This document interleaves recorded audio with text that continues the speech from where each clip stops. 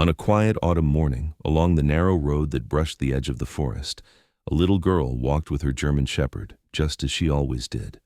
The air was calm, the leaves barely stirring, until suddenly the dog stopped, his body rigid, his breath sharp, as if the world itself had whispered a warning only he could hear. Then, without hesitation, he pulled the girl toward an abandoned cabin hidden between the trees, a place she had never seen before. And before she even reached the doorway, she smelled it, that strange mix of metal, chemicals, and something far more unsettling. What they were about to discover inside would expose a cruelty no child should ever witness and awaken a courage neither of them knew they carried. Before we begin, remember to like and subscribe. And truly, I am curious, where are you watching from today? Leave your country in the comments. I love seeing how far these stories can travel. The morning in Willow Creek had the kind of calm that could fool a person into believing the world was kinder than it really was. The early autumn light lying soft across the treetops and drifting lazily through the thin veil of mist that clung to the ground. It was the hour when the town still half slept, the hour when the air held that faint earthy sweetness of fallen leaves, and the only sounds were the quiet steps of an 8-year-old girl and the steady patting of the German shepherd beside her. Emily Carter, small and slight with soft blonde hair and the wide, alert eyes of a child who paid attention to things adults often overlooked, followed the familiar dirt road near the forest's edge as she did most mornings. Beside her moved Rex, a 6-year-old shepherd with a strong frame, a saddle-black marking across his back, sun-washed tan fur along his legs and chest, and amber eyes sharp enough to catch changes in the wind. He was more than a pet to her. He was her father's old partner, her quiet guardian, and in many ways the one creature she trusted without hesitation. They walked the way they always did, a rhythm carved over months, but something shifted the moment they reached the bend where the brush grew thicker. Rex halted so abruptly that Emily nearly stepped into him, his body tightening as if a wire had been drawn from nose to tail. She watched his ears tilt forward, listened to the low vibration in his throat, and felt the strange tension settle into her own chest. She tried to follow his gaze, but all she saw were trees and the faint outline of the ridge beyond. Then Rex pulled hard, a sudden urgent tug that surprised her small hands, drawing her off the road and toward the forest path they rarely took. She hesitated only a second, long enough to feel the prickle of cold rising on her arms, then followed when she felt the tremor in Rex's breath, a silent message that whatever he sensed was not ordinary. As they moved deeper beneath the branches, Emily noticed the air change. The crisp scent of pine gave way to something sharp, metallic, edged with an acrid chemical bitterness that stung the back of her throat. She wrinkled her nose, confused at first, then unsettled as the smell grew stronger. Rex quickened his pace, weaving through the undergrowth with a certainty that made her steps grow quicker too. His tail had gone stiff, not with excitement, but with the focused determination she had seen only twice before, both times when he had shielded her from danger, before she even understood what the danger was. Now, with the canopy closing above them and the forest growing strangely quiet, she felt that same sense of being led toward something she was not meant to see. The cabin appeared suddenly between the trees, a crooked structure hunched near the drop of the ravine, its boards warped with age and its tin roof patched unevenly. The faint hum she had heard from a distance now pressed more insistently at her ears, and beneath it, the irregular clanking of metal against metal, as if someone inside was working with tools they did not want the world to hear. Emily stood frozen for a moment, surprised by how hidden the place was despite being so close to a path she thought she knew well. Rex lowered his head, sniffing deeply, then growled softly before nudging her forward. She stepped onto the creaking porch, each plank groaning under her light weight, her stomach tightening with a fear she didn't yet have words for. The smell hit her fully the moment she pushed the half-open door. It was overwhelming, a suffocating mix of rust, antiseptic chemicals, and something far more disturbing, something that carried the unmistakable finality of death. Her eyes widened as they adjusted to the dim interior, the shafts of sunlight slicing through the ceiling gaps and hitting rows of metal cages lined against the walls. Inside them were German shepherds like Rex, but thinner, bonier, their ribs stark beneath matted fur. Some lay motionless, their bodies twisted in unnatural stillness. Others whimpered weakly, too frail even to lift their heads. Emily's small hands trembled at her sides as she felt her heart pound against her ribs, each beat loud enough to drown out the flies that buzzed in the stale air. She stepped backward, instinctively wanting to run, but froze when she heard voices from behind the cabin, muffled but close enough that she could make out the rough cadence. She pressed herself against the wall, gripping Rex's collar as if he were the only anchor she had. Two men spoke in hurried tones, one with a gravelly rasp, the other with a clipped impatience that sent a chill down her spine. They talked about the healthy ones taken already, and the rest being useless, and then one of them said the words that made her blood run cold. They would return after dark to burn everything, burn the cages, burn the evidence, burn the suffering they had caused. For a moment, Emily felt too shocked even to breathe. Her heel brushed a dry leaf on the cabin floor, the brittle crack sounding far too loud in the tight silence. Rex reacted instantly, stepping in front of her with a protective stiffness she recognized from the stories her father told about the battlefield.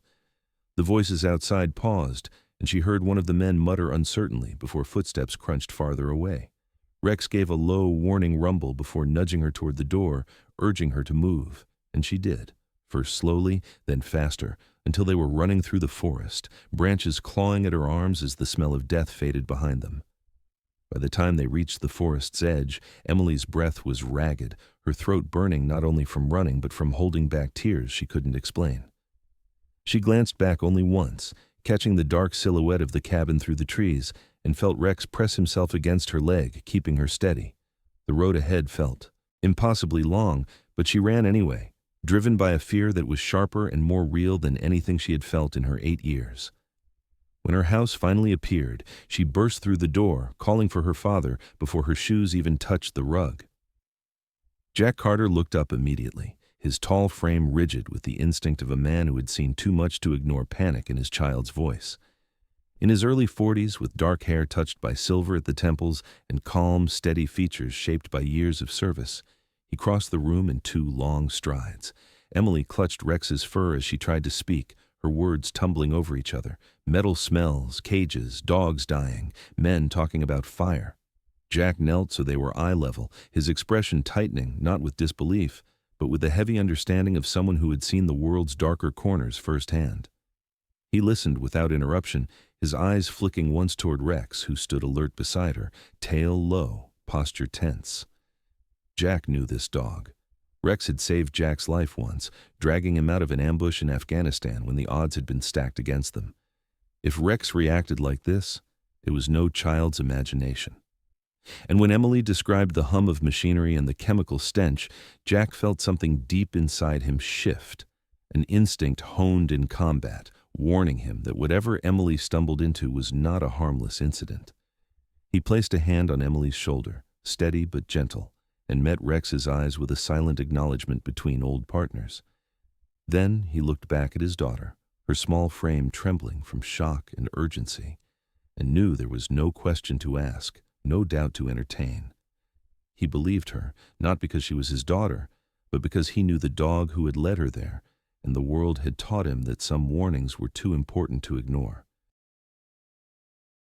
The weight of Emily's trembling account still lingered in the quiet of the living room, when Jack Carter rose from his chair with a slow, measured breath, the kind that came not from panic, but from a deep, familiar recognition of danger inching closer with every passing minute.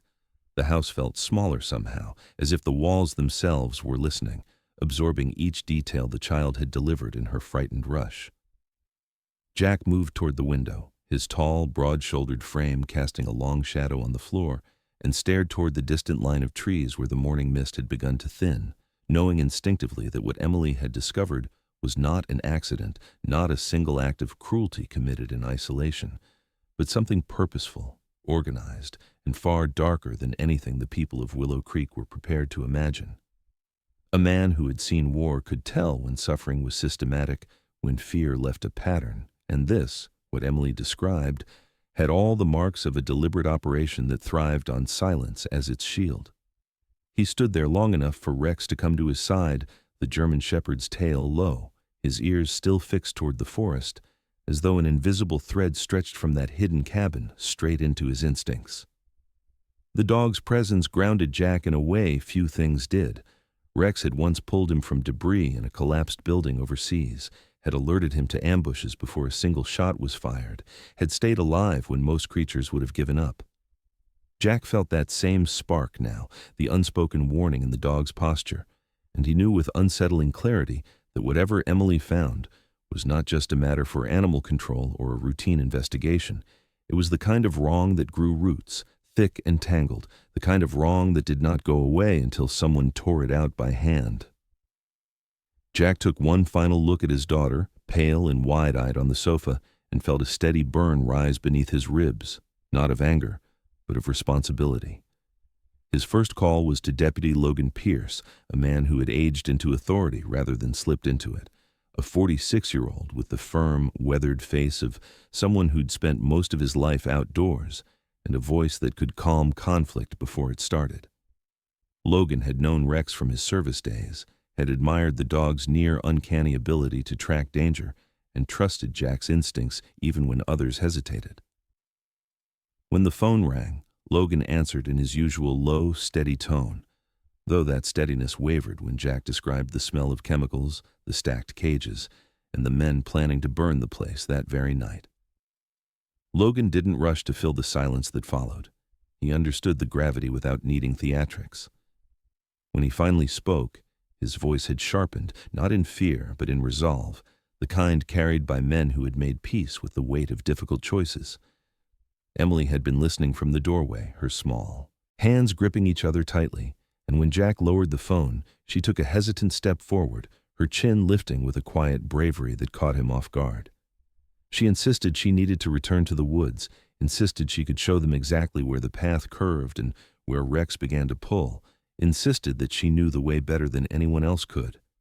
Her voice trembled, but the determination in it was unmistakable, like a string pulled tight between worry and courage. Jack felt a familiar ache at the sight of it. Emily was too young to carry such fear, too young to understand the kind of harm that waited for those who wandered into the wrong places at the wrong time. Yet she stood there, pleading not out of stubbornness, but out of an earnest desire to protect the creatures she had seen suffering. Jack knelt, steadying her shoulders with his hands, weighing the cost of letting her go against the cost of leaving this evil to spread unchecked. Rex interrupted the moment with a sharp bark, then another, pacing toward the front door as if waiting for someone to open it, his nails clicking sharply on the wooden floor. His tail was stiff, his ears pointed in unbroken alignment with the forest, and he paced again, turning back to Jack with a restless insistence that sent a chill through the room. The dog barked once more, lower this time, a rumble that seemed to come from deep in his chest, and Jack recognized it instantly. Urgency, the same urgent signal Rex had used on the battlefield when time was running out. Jack straightened slowly, the truth settling over him with the heaviness of a stone. If those men planned to return and burn the place, they had only hours left before evidence, animals, and whatever foul intentions had built that cabin disappeared forever into smoke. He looked at Emily again. Her eyes glistened not with fear now, but with the stubborn spark of a child trying desperately to do what she believed was right. Jack's heart tightened, torn between the impulse to shield her and the reality that she already carried more truth than any 8-year-old should. The conflict carved visible tension across his features, but the final decision came not from emotion, but from instinct. The instinct of a father, a soldier, and a man who had spent his life stepping between danger and the people he loved.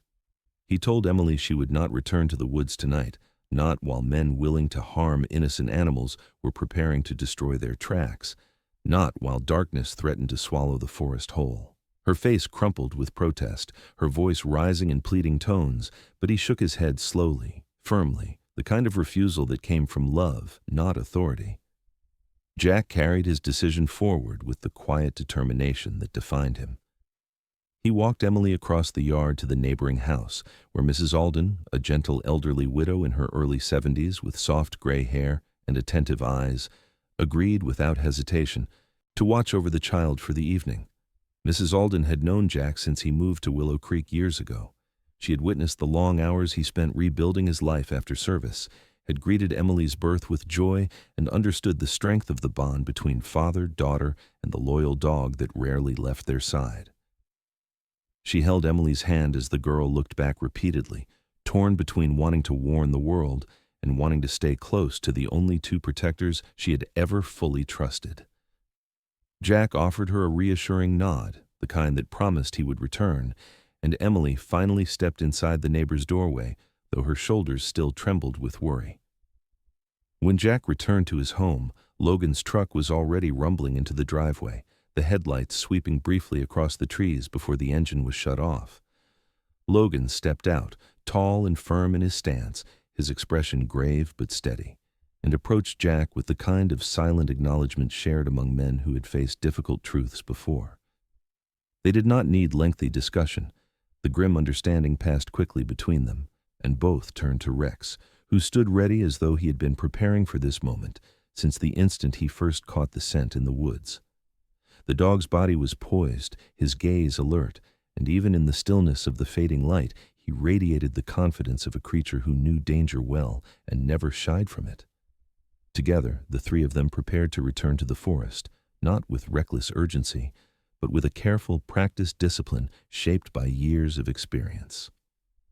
Jack retrieved a flashlight, checked the condition of the protective gear stored neatly in the locked cabinet he had kept since his service days, and ensured that every necessary precaution was considered.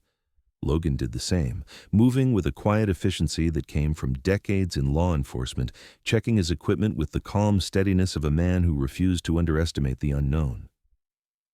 Rex waited near the door, standing tall, his tail low and his head high, the very image of a guardian ready to confront whatever darkness still lingered beneath the canopy of trees. The sky had begun to turn a deeper shade of amber when the three of them stepped outside, the wind carrying a faint bite of cold that hinted at the coming night. Jack glanced once toward the neighbor's window, where Emily watched from behind the glass, her small face illuminated by the dim porch light. Rex paused, lifting his head just slightly as though acknowledging her silent presence, then turned back toward the path leading into the woods. Jack raised a hand in reassurance, a gesture meant for both his daughter and himself, and then he and Logan followed the dog toward the tree line. The deeper they went into Aspen Ridge, the quieter the world became, as if the forest itself were holding its breath. Mist hung low among the trunks, the air wet and cold enough to taste, and every step cracked the hush with the soft crunch of damp leaves. Rex moved ahead of them, his dark shape fluid and certain, nose close to the ground, tail stiff with focus. Jack Carter followed, steady and watchful, the beam of his flashlight cutting thin ribbons of light between the trees. Logan Pierce brought up the rear, his steps measured, his eyes scanning the dim edges of the trail for movement. The forest smelled of rain and iron and something else beneath it, something sharp, synthetic, and wrong. The same odor Emily had described lingered faintly in the air, twisting through the wind like a stain that wouldn't wash out. The trail narrowed as they approached the ridge, the trees bending inward until the canopy swallowed the sky.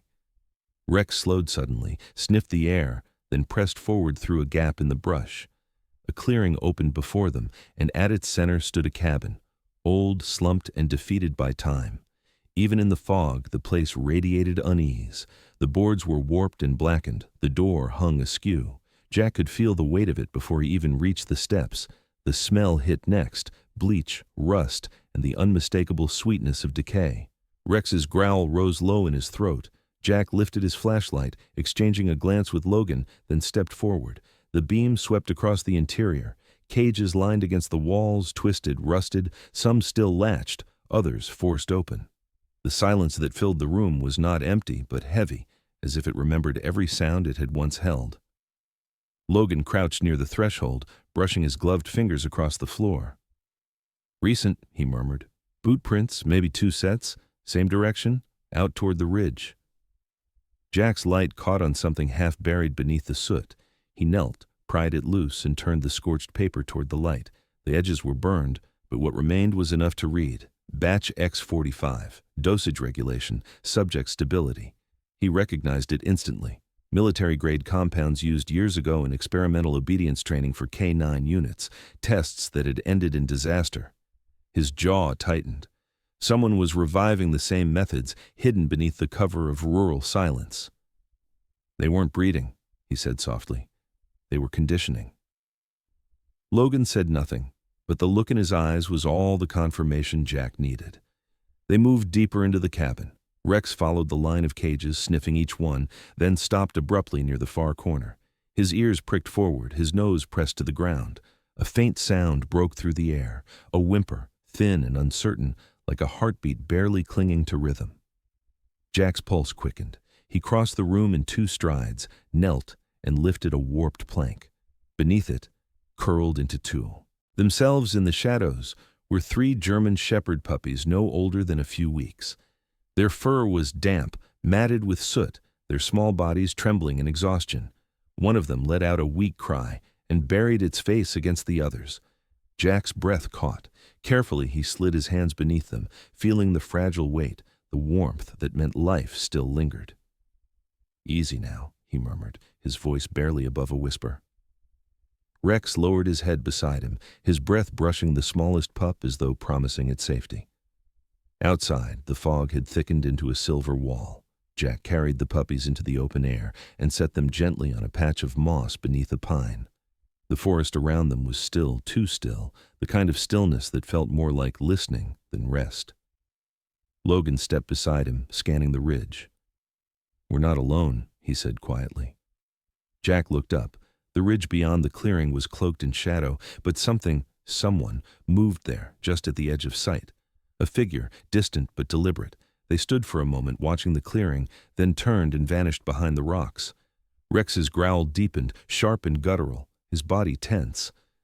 "They're watching us," Jack said. His voice was calm, but the words carried weight.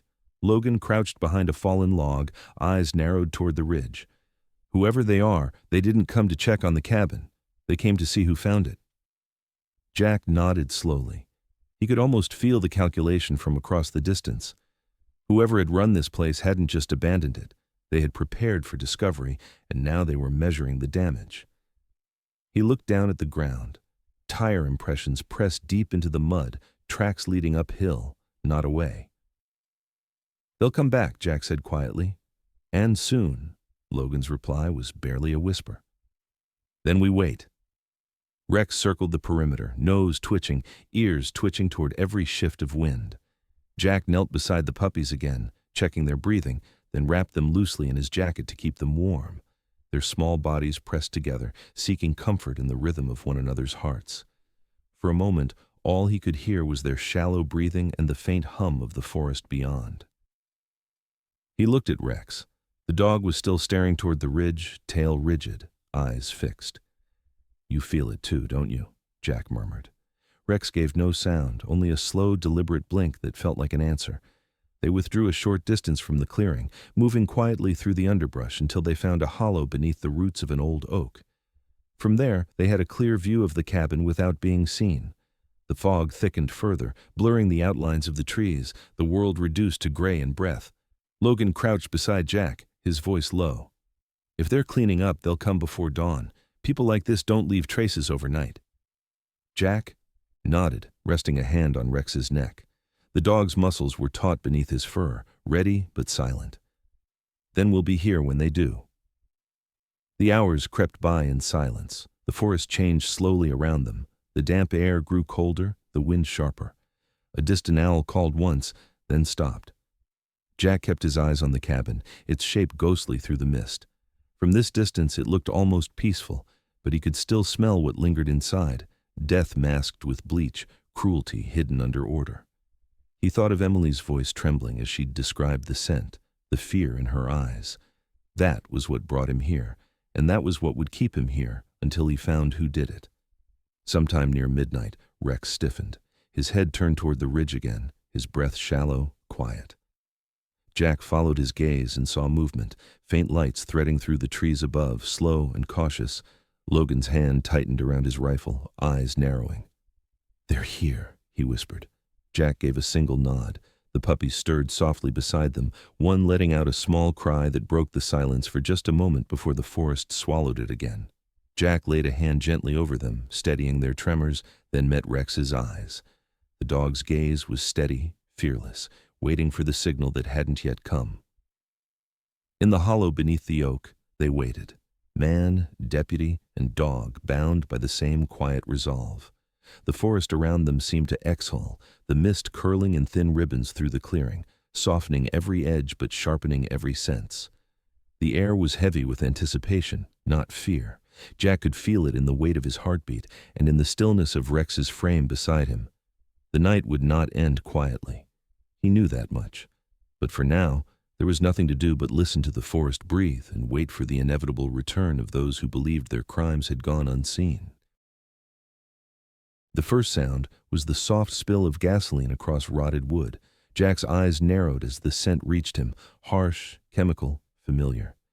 He motioned silently to Logan beside him, and both men crouched lower, shadows blending with the underbrush. Two figures had stepped into the clearing, their shapes thin in the fog. One carried a rifle slung carelessly across his shoulder.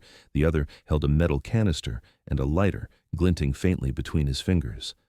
They moved with purpose, practiced and unhurried, the kind of men who had erased evidence before. Rex pressed close to Jack's leg, his body trembling with restrained energy, his breath steady but alert. The moment they had been waiting for had come. The taller of the two crouched near the cabin door, tilting the canister until a thin ribbon of gasoline spilled over the wood and seeped into the ground. The acrid scent thickened the air. "We burn it and go," the man muttered. "No one comes out here till spring." His companion grunted, scanning the trees, finger-brushing the trigger guard of his rifle. Logan's hand hovered over his holster, his eyes flicking to Jack. Jack gave the smallest nod, rising from the shadows in one smooth motion. "Step away from the door," Jack said, his voice carrying across the clearing, calm but commanding. "Put down the can, now." The men froze for an instant, long enough for the lighter to fall still in the taller man's hand. Then, with a sharp movement, the gunman swung his weapon up and fired. The muzzle flash tore through the fog, a burst of orange that split the darkness. Jack dove behind a fallen log as bark splintered above his shoulder. Rex leapt forward, a blur of muscle and instinct, his growl echoing through the clearing. The German shepherd hit the rifleman hard, teeth clamping down on his forearm. The man screamed, the gun firing once into the air before falling silent. Logan surged forward, striking him across the back and forcing him to the ground. "Stay down," he barked, pressing a knee between the man's shoulder blades. Rex released on command, backing off with a low, warning growl, his fur bristling but his eyes locked on the threat. The second man, the leader, stumbled backward, the lighter slipping from his fingers. He turned and ran toward the ridge. Jack sprinted after him, Rex close behind. The night seemed to tilt as they cut through the fog, boots slapping the wet earth, the scent of gasoline fading behind them. The man glanced over his shoulder, panic flashing across his face as he realized how quickly Jack was closing in. He crashed through the undergrowth, branches clawing at his coat, before breaking into a small clearing where the trees thinned and the ground rose sharply toward the hilltop. The sound of sirens began to drift faintly through the distance, distant but growing closer. Logan's radio call had reached the station in time. Red and blue lights flickered between the trees as two patrol vehicles approached from the south road, engines growling low, tires crunching over the gravel path that cut into the woods. The man hesitated, hearing them, then turned sharply toward the slope. Jack didn't slow. "Stop!" he shouted, his voice hard. The man fired blindly over his shoulder, bullets tearing into bark, but Jack kept advancing, moving between the bursts like he was back in the field again, measured, relentless. Rex darted wide, cutting off the man's path, forcing him toward the open. When the man reached the edge of the clearing, 3 flashlight beams sliced through the darkness ahead. "Sheriff's Department!" a voice thundered. "Drop your weapon!" The man froze for an instant, then raised the gun toward the lights. That hesitation cost him. Jack lunged, tackling him from the side. The impact drove both men to the ground, the gun clattering across the dirt. The man struggled, wild and furious, but Jack was stronger. He twisted the man's arm behind his back and pressed him down, breath ragged but steady. The officers moved in, securing the weapon and snapping cuffs over the man's wrists. For a long moment, the forest was filled only with the sound of breathing, theirs and the dog's. and the faint hum of approaching radios. Logan appeared a few seconds later, leading the subdued rifleman, his face smeared with dirt, but eyes burning with quiet relief. The lead officer exchanged a nod with Jack. "We've got him," the man said simply. Jack didn't answer. He stood slowly, exhaling as the tension drained from his shoulders. The adrenaline began to fade, replaced by the heavy stillness that follows violence. Rex came to his side, panting softly, his tail lowered but his eyes bright. Jack reached down, brushing soot and leaves from the dog's fur. "Good boy," he said quietly, the words carrying more gratitude than command. The officers loaded the two men into their vehicles, their radios crackling with clipped reports. Logan clapped Jack on the shoulder. "We did it," he murmured. Jack nodded, his gaze drifting back toward the cabin below, now half collapsed, steam rising from the ground where the gasoline had soaked in but never caught. The destruction had been halted just in time. As the first traces of dawn stretched through the trees, Jack turned back toward the small shelter where they had hidden the three puppies. He knelt, lifting the blanket gently. The tiny bodies stirred, weak but alive, their eyes blinking at the faint morning light.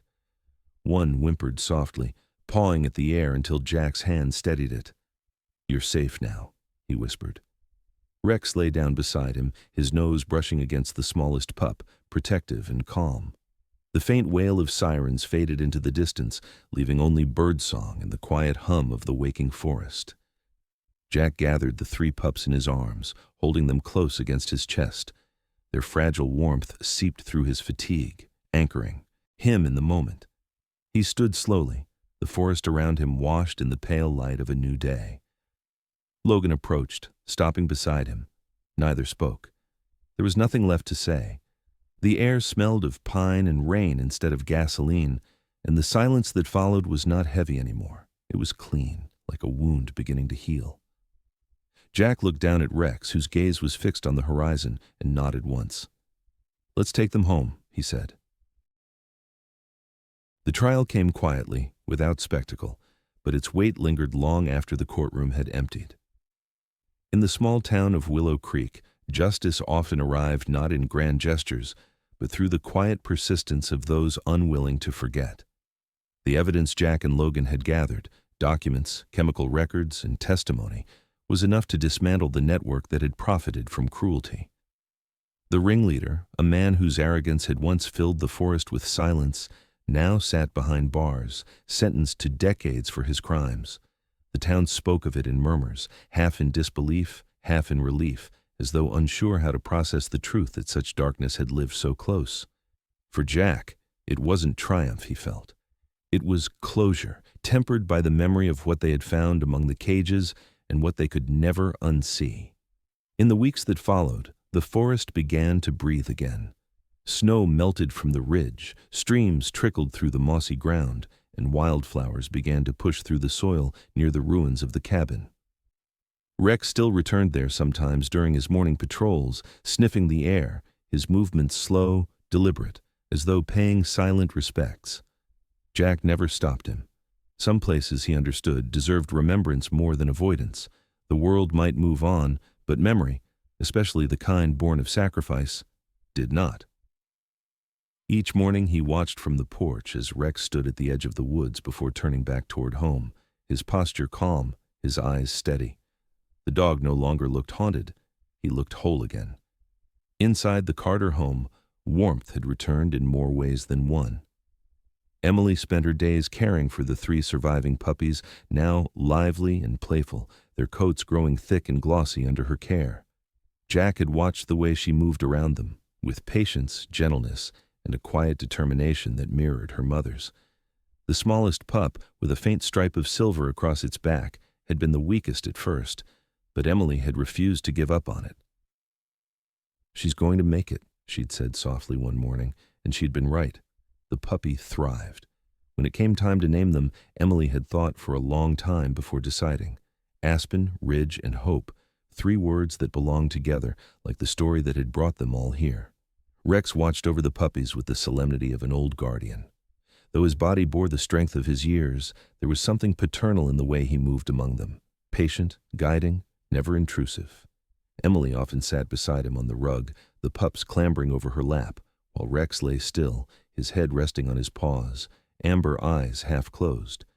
Jack would stand by the doorway, arms folded, watching them, feeling the kind of peace that doesn't come from victory, but from restoration. He realized that in saving the puppies, they had also saved something within themselves, a reminder that compassion is not weakness, that courage often comes disguised as tenderness. The community had taken notice, too. People who had once passed Rex on the street with polite nods now stopped to greet him, some kneeling to scratch his neck, others whispering thanks as if he could understand the language of gratitude. In truth, he did. Dogs always did. Jack was invited to speak at the courthouse steps when the investigation closed, but he declined. He said what needed to be said was already written in the eyes of the survivors, the children, the animals, the neighbors who had learned that silence is not safety.